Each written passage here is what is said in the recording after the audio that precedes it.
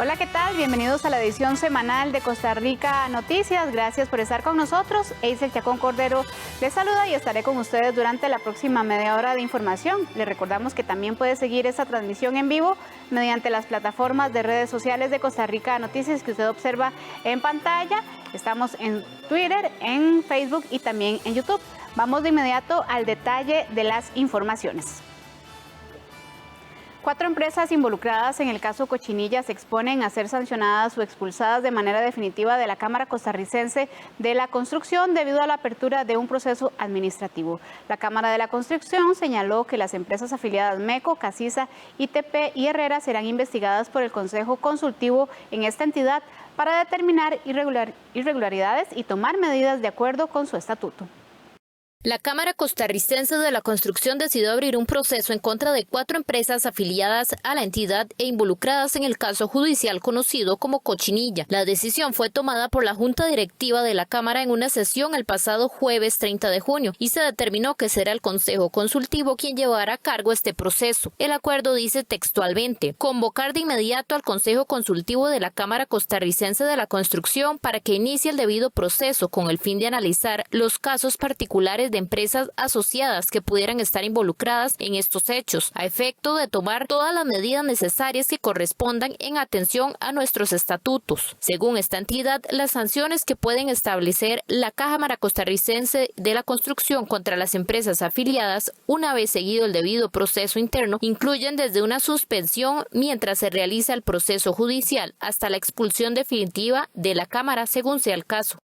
Bueno, efectivamente, la Junta Directiva de la Cámara Costarricense de la Construcción ha hecho una convocatoria a su Consejo Consultivo con la intención de iniciar un proceso de análisis de la situación que se ha denunciado en el caso Cochinilla y establecer las acciones o sanciones que correspondan, según lo determinen las conclusiones de ese estudio, a las empresas de las señaladas que son miembros o asociados de la Cámara Costarricense de la Construcción. El sector construcción genera cerca de 238,000 empleos. Nosotros en la Cámara representamos a cerca de 500 empresas que se esfuerzan día a día por generar empleo, por impulsar la reactivación de la economía y impulsar el desarrollo económico del país. El director ejecutivo de la Cámara Costarricense de la Construcción destacó que rechazan cualquier acto de corrupción.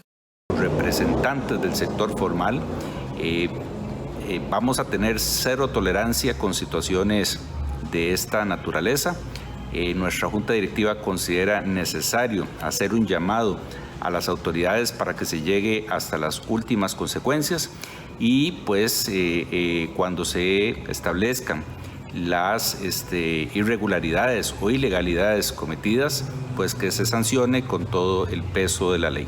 Nos parece importante rescatar la transparencia y el esfuerzo que hace el sector construcción por ayudar a la economía del país y a todos los costarricenses. Y no se vale que por algunas situaciones de anomalía que algunos empresarios puedan realizar, pues dañen la imagen de los empresarios que se esfuerzan día a día por sacar este país adelante. La entidad añadió que solicitan que se castigue con todo el peso de la ley a quienes se demuestre hayan participado en los actos ya denunciados. El caso Cochinilla, en el que están involucrados empresarios y funcionarios públicos por supuesta corrupción en la contratación de obra pública, continúa en investigación y avance por parte del organismo de investigación judicial. Hace apenas unos días que los imputados salieron de las celdas de los tribunales de Goicoechea con las medidas cautelares interpuestas por la Fiscalía de Anticorrupción. Un proyecto de ley para cerrar el CONAVI y otras instituciones relacionadas a la obra pública toma fuerza en el Congreso tras el caso de la Cochinilla. El famoso caso de corrupción más grande de la historia de Costa Rica y que lleva consigo la malversación de fondos de 78,000 millones de colones en materia de obra pública ha despertado una vez más el interés de buscar el cierre del Consejo Nacional de Vialidad, conocido por todos como el CONAVI, que ya en otras ocasiones ha sido cuestionado por su funcionamiento. Y es que ante el denominado caso Cochinilla, el diputado Dragos Dolanescu presentó una iniciativa de ley en el Congreso con la finalidad de cerrar la institución. Sin embargo, el proyecto no queda ahí, pues también pretende cerrar otras instituciones como el Consejo de Transporte Público o el Consejo Nacional de Concesiones. La propuesta señala que todo debería estar concentrado en el Ministerio de Obras Públicas y Transportes, eso sí, a través de la Dirección Nacional de Vialidad, que se llamaría DINAVI, Oficina de Desconcentración Mínima de este ministerio, y que podría administrar el fondo de la Red Vial Nacional para suscribir contratos y empréstitos que sean necesarios. La propuesta sería pasar la regiduría de CONAVI, que se ha demostrado que no está andando, para lo cual fue hecha en el 98, porque la propuesta como tal viene desde 1997 y fue en el gobierno de don Miguel Ángel Rodríguez que es aprobada, que ya no da más, y creo que la ciudadanía está molesta, está en un alto grado de descontento con todo el grado de corrupción que se está dando. Entonces lo que se quiere es desaparecer este microministerio dentro del Ministerio del MOP y pasar la regiduría directamente al ministro de la cartera. Y también que sepan que voy a presentar toda una serie de proyectos para cerrar también el CTP, el de concesiones, y regresar la regiduría a la cartera al ministro como tal. Dolanescu quiere, según su proyecto, que las municipalidades también se hagan cargo de muchas obras viales en los 82 cantones y con esto también buscar reactivar la economía. Pero eso solamente es una primera etapa, porque recordemos que lo que hace el CONAVI es también mantener la vía, las vías estén limpias. Entonces lo que se quiere en última instancia es que las cooperativas, que las asociaciones de desarrollo de los diferentes 82 cantones asuman todos esos trabajos que estaban haciendo las grandes empresas. Y se ha demostrado con un estudio que se hizo en Catira de Guatuso que se baja en un 40% el gasto y que podríamos dar de trabajo a las cooperativas, a las asociaciones de desarrollo de los diferentes cantones del país y darle trabajo a toda esa gente que ahorita la está pasando mal. Entonces reactivamos la economía, abaratamos el precio y ayudamos a miles de familias que la están pasando mal. Durante los últimos días y después de que se diera la primera comparecencia en la comisión especial que investiga el caso Cochinilla, la propuesta de Dolanescu ha tomado fuerza en el plenario legislativo. El CONAVI omitió 2 informes de la NAME en los cuales se evidenciaban errores en la ejecución de las obras del viaducto de las garantías sociales. Estas negligencias reducirían por lo menos a la mitad la vida útil de este tramo en la autopista de circunvalación. El Consejo Nacional de Vialidad sí tenía conocimiento de defectos en la construcción del paso a desnivel en las garantías sociales, incluso antes de que el proyecto fuera entregado por parte de la empresa constructora MECO. Así lo confirmó el director del Laboratorio Nacional de Materiales y Modelos Estructurales, la NAME, Alejandro Navas, durante su comparecencia en la Comisión Legislativa que investiga supuestos actos de corrupción en contratos de obras viales.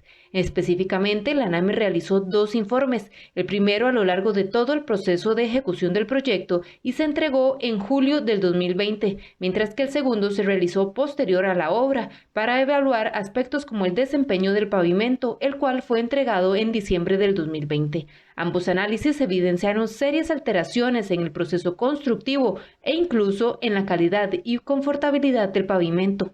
Se evidenciaron problemas en el asfalto utilizado en la mezcla asfáltica que fue colocada en el proyecto, según algunas de los lotes o evaluaciones que realizó el ANAME UCR. Adicionalmente, hay incumplimientos con el parámetro de regularidad superficial, que este parámetro está asociado con el confort que siente el usuario cuando va transitando por la ruta. Y esto puede repercutir en el usuario en el aumento de los costos de operación de sus vehículos y adicionalmente en intervenciones más tempranas al pavimento que fue colocado. Los informes además detallan prácticas constructivas inadecuadas, como la colocación de la mezcla asfáltica bajo la lluvia y algunas irregularidades en el riesgo de la liga, que ayuda a adherir entre sí las diferentes capas del pavimento. Inclusive se mencionan errores en seguridad vial vinculados a la demarcación. Sergio Guerrero, de la Auditoría Interna de la NAME, aseguró a Costa Rica Noticias de que ambos informes fueron recibidos por la unidad ejecutora del CONAVI, Navas aseguró a los diputados que pese a que los documentos fueron entregados tanto a CONAVI como al Ministerio de Obras Públicas y Transportes, las recomendaciones fueron omitidas. Tanto Navas como Guerrero coinciden en que los fallos reducirían a la mitad la vida útil de estas rutas. Si bien no se puede contabilizar en términos económicos cuál fue la afectación que tuvo los incumplimientos que registró la NAME UCR, sí es posible proyectar un desempeño menor del pavimento, lo cual puede repercutir en aumentos o costos para la administración por una intervención prematura de la estructura de pavimentos. Estos proyectos son diseñados para 10, 15 años, ¿verdad? Entonces, los deterioros podrían aparecer en el mediano plazo. Entonces, hablamos plazos que van desde los 5 a los 10 años. En cualquier de esos momentos podría aparecer algún tipo de deterioro según el desempeño que tenga el pavimento y las cargas de tránsito que pasen por él, ¿verdad? Que son bastante considerables. El expediente judicial del caso Cochinilla expone cómo 3 empresas habrían encubierto la colocación de la mezcla asfáltica defectuosa en el nuevo paso a desnivel de las garantías sociales. La verificación de la calidad estuvo a cargo de la empresa Ingeniería Técnica de Proyectos ITP y la supervisión vial fue realizada por la compañía asesora de construcción e ingeniería Casisa. El viaducto de las garantías sociales se inauguró el pasado 20 de marzo del 2020 y tuvo un costo de 17 millones de dólares. Vamos a nuestra primera pausa comercial, ya casi volvemos.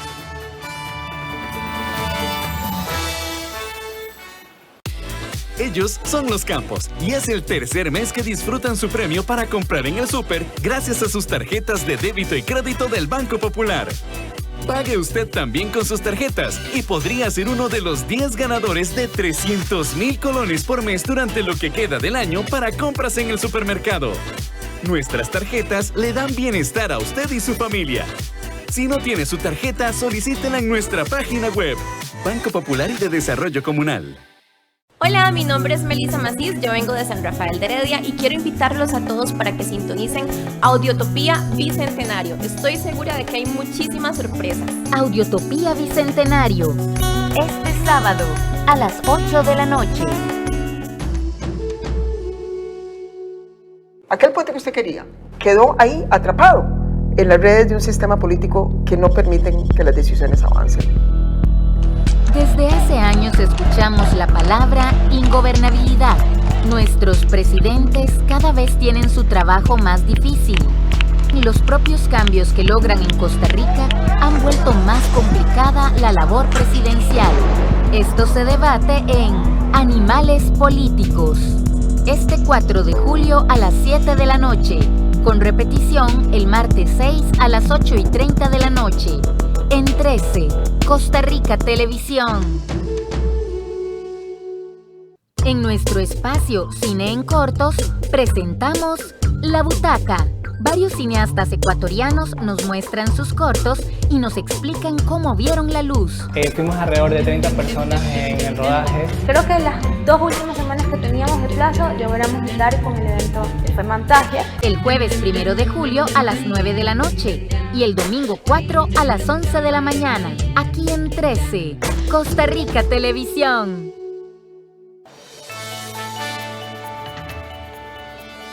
Gracias por continuar con nosotros. Desde hace casi un año se espera que el Tribunal Penal de Hacienda dicte la fecha de inicio del juicio por el caso conocido como la trocha fronteriza. En este caso, la Fiscalía acusó a 26 personas, entre particulares y funcionarios públicos, vinculados con presuntas irregularidades en la construcción de la ruta 1856 en la frontera norte con Nicaragua. El 19 de agosto del 2020, el expediente del caso conocido como la trocha fronteriza ingresó al Tribunal Penal de Hacienda y de la Función Pública del Segundo Circuito Judicial de San José para que éste señalara la fecha de juicio. A casi un año de esa solicitud aún no se define. La investigación por presuntas irregularidades en la construcción de la carretera 1856 en la frontera norte del país y más conocida como la trocha fronteriza inició en el año 2012 en el gobierno de Laura Chinchilla. Para ese entonces se involucraron a decenas de personas particulares y funcionarios públicos, quienes al parecer participaron en cobros y pagos de facturas por trabajos o que no se hicieron o que se hicieron mal. El 10 de enero del 2017, la Fiscalía Adjunta de Probidad, Transparencia y Anticorrupción presentó una acusación contra 26 personas. Entre los meses de octubre, noviembre y diciembre del 2019 y enero del 2020 se realizó la audiencia preliminar. José Miguel Villalobos, abogado de 7 de los imputados en esta causa, señaló que hay muchas inconsistencias en la investigación y considera que este juicio podría realizarse para la segunda mitad del 2022. El tipo penal está totalmente equivocado.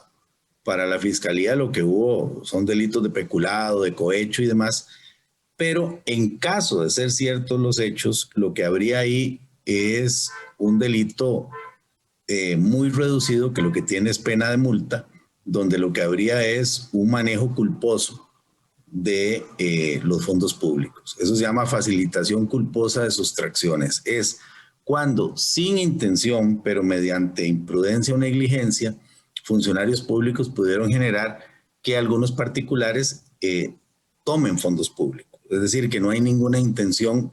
El 31 de enero del 2020, el juzgado elevó a juicio para 13 de los 26 acusados. El resto de las personas se sometieron a procesos alternos para evitar llegar a juicio. De acuerdo con el abogado, la Fiscalía se apresuró en afirmar elementos que tras 8 años son totalmente diferentes. Terminaron arrestando gente durante un tiempo, estuvieron detenidos un año y luego lograron salir, y todas las personas están en libertad desde el año 2013.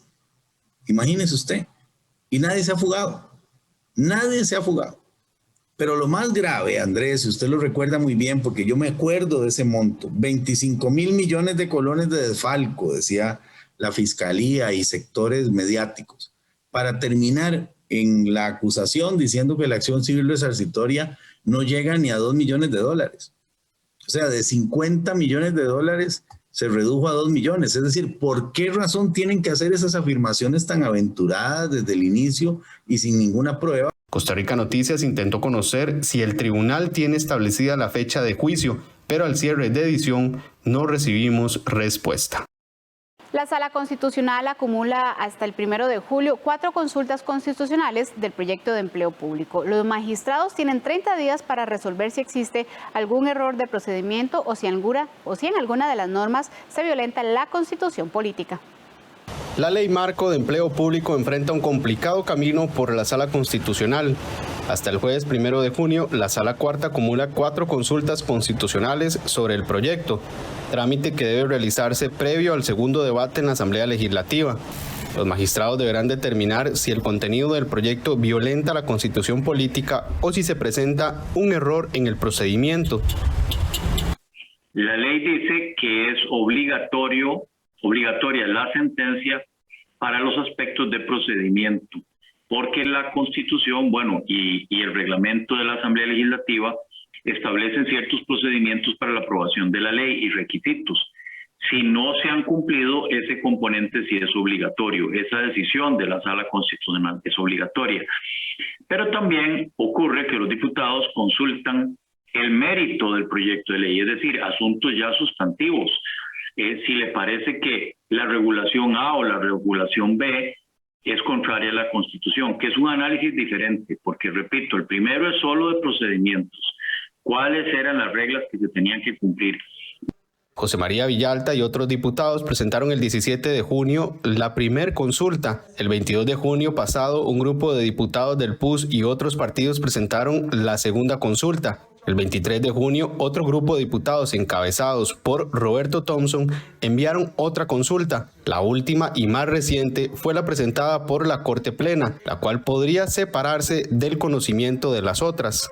Podría ser porque el problema que plantea la Corte o la cuestión es muy diferente a la que plantean otros diputados.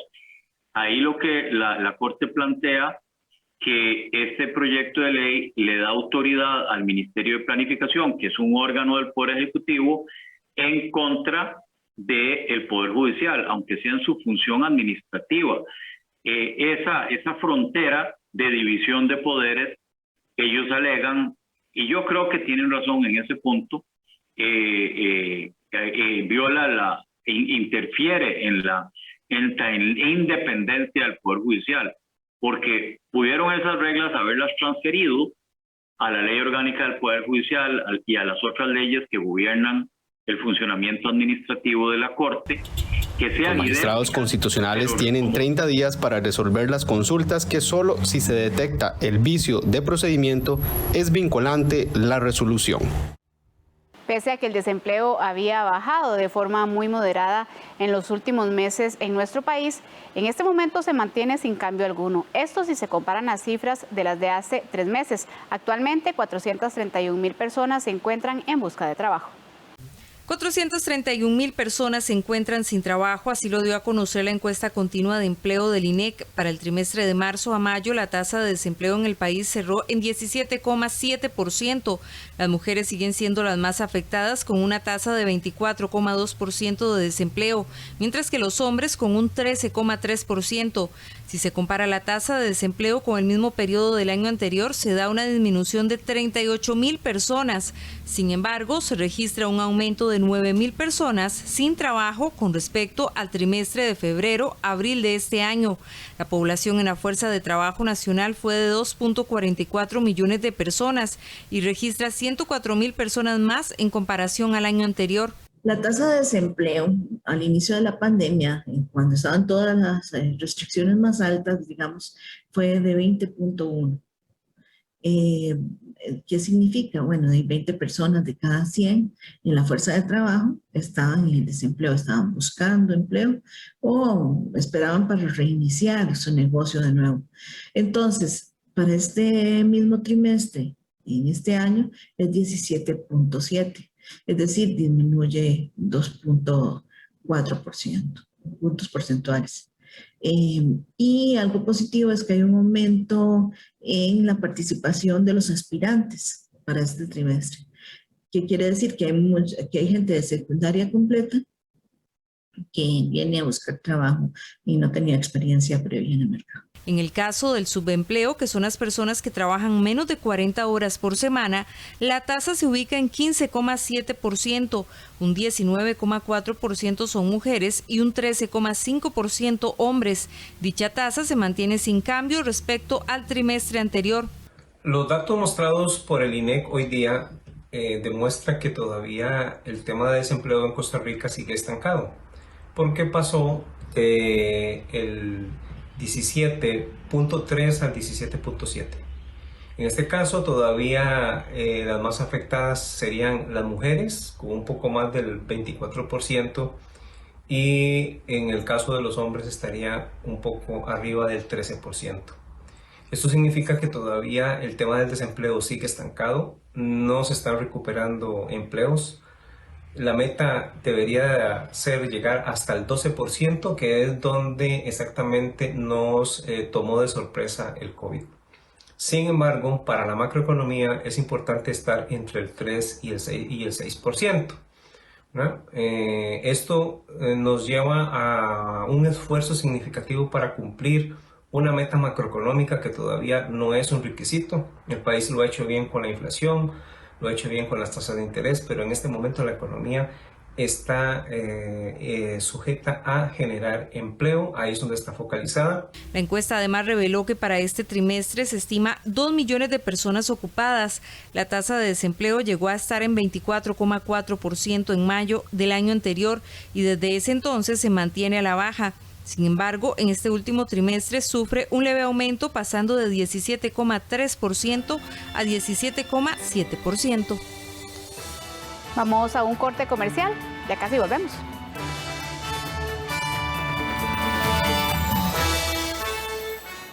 Esto es una joya y un crédito. Dinero al instante con el crédito sobre alhajas del Banco Popular. Una solución para momentos difíciles. Consúltelo aquí, Banco Popular. En el siglo XIX surgió un movimiento llamado jazz, una mezcla de muchos géneros musicales influenciados por sonidos afrodescendientes en Norteamérica y por supuesto el sonido de las grandes orquestas europeas. Jazz Entre Nos, un espectáculo musical que nos deleitará con grandes temas del género jazzístico. Este domingo, 4 de julio a las 2:30 de la tarde, en 13, Costa Rica Televisión. En nuestro espacio de Teatro al Mediodía, presentamos Aires Tropicales, un espacio que nos conecta con las tradiciones musicales costarricenses y latinoamericanas, de la mano de grandes compositores costarricenses. Este 4 de julio a las 12 mediodía, aquí en 13, Costa Rica Televisión.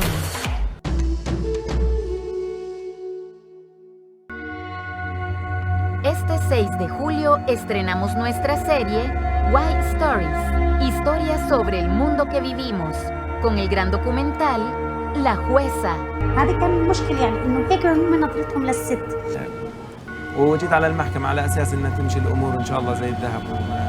Un verdadero drama legal sobre la jueza Kolu Al-Faki, la primera mujer nombrada en Medio Oriente. Aquí en 13, Costa Rica Televisión.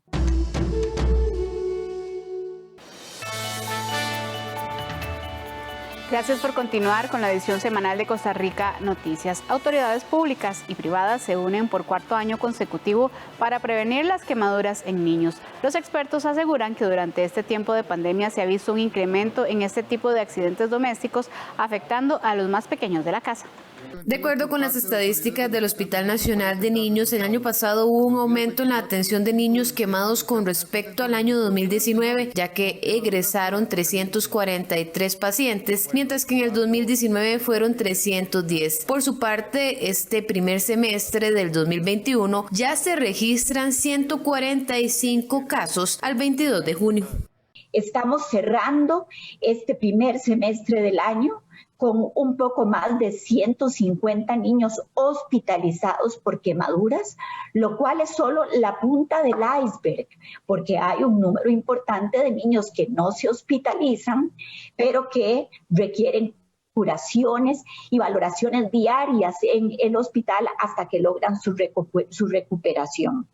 Y es que un 90% de las quemaduras de niños y niñas ocurren en la casa, el 50% se dan en la cocina y el 60% son por líquidos calientes.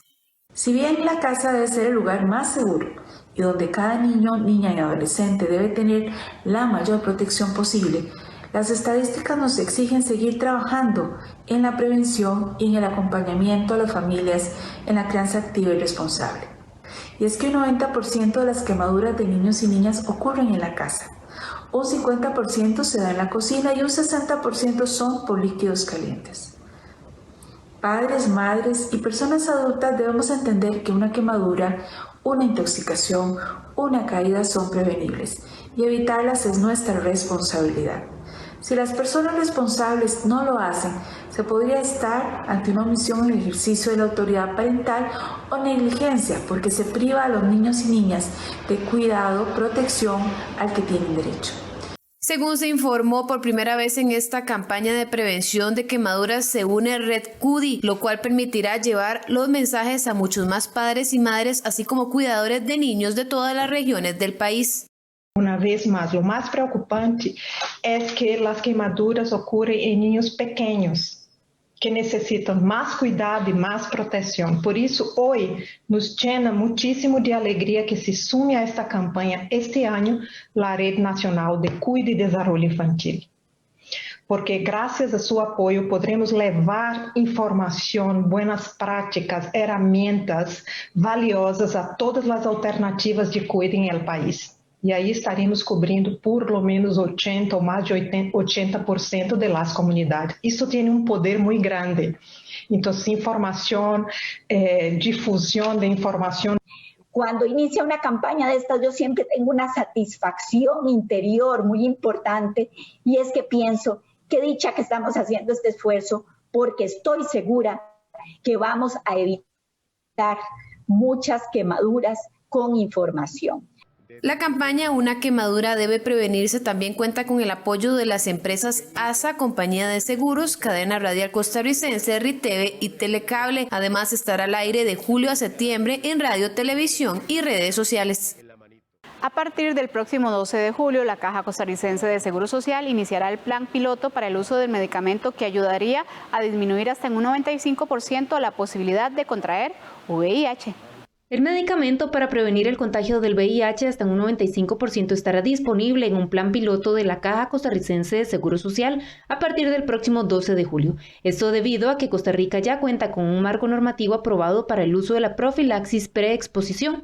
La PrEP, según sus siglas en inglés, es para personas que no tienen VIH, pero sí un alto riesgo de contraerlo. La Organización Mundial de la Salud lo prescribe para hombres que tienen sexo con hombres, mujeres trans y parejas serodiscordantes. Es decir, que un miembro de la pareja no es positivo por VIH. La Caja Costarricense de Seguro Social iniciará la dispensación del PrEP en las áreas de salud Mata Redonda Hospital, ahí será en la Clínica Moreno Cañas, y en el Carmen Montes de Oca, específicamente en la Clínica Central. Las personas que estén interesadas en formar parte de este programa pueden acercarse a cualquiera de estas dos áreas de salud, aunque no sean de esa zona de adscripción, para solicitar una cita. El medicamento estará disponible mientras se esté llevando a cabo el plan piloto. Hoy estamos presentando un importante avance, incorporando el tratamiento como prevención como parte del modelo. Se generó un trabajo articulado entre el sector público y privado. Se cuenta ya con la normativa y los lineamientos que permiten avanzar en un proceso piloto mediante el cual se puede identificar la adherencia y la retención en los servicios de salud. Según los resultados que se obtengan, se incorporará posteriormente a la oferta de los servicios de salud. La meta es lograr un impacto en la disminución de la prevalencia y principalmente en la mortalidad por VIH en el país. Al usar el PrEP junto con el condón se disminuyen más de un 95% las posibilidades de contraer el VIH-Sida por vía sexual y más de un 70% mediante jeringas o agujas. La organización de la Asociación Demográfica Costarricense y Asociación Esperanza Viva serán aliadas para trabajar con la población clave las acciones informativas sobre el uso de este fármaco. Hasta aquí esta edición semanal de Costa Rica Noticias. Gracias por acompañarnos. Les recordamos que mañana domingo también tendremos noticias a las 6 de la tarde para que no se lo pierdan. Que tengan un excelente fin de semana.